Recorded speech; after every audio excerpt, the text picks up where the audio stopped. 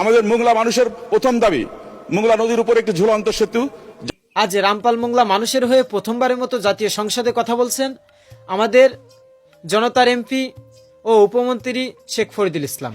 আমাদের প্রাণের দাবি ছিল, রামপাল মোংলা মানুষের প্রাণের দাবি ছিল মোংলা নদীর উপর একটা সেতু। এটা নিয়েই কথা হয়েছে।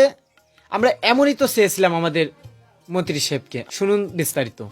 আমাদের মোংলা মানুষের প্রথম দাবি মোংলা নদীর উপর একটি ঝুলন্ত সেতু, যার মধ্য দিয়ে মূল ভূখণ্ডের সঙ্গে ওই এলাকার মানুষ সংযুক্ত হতে চায়।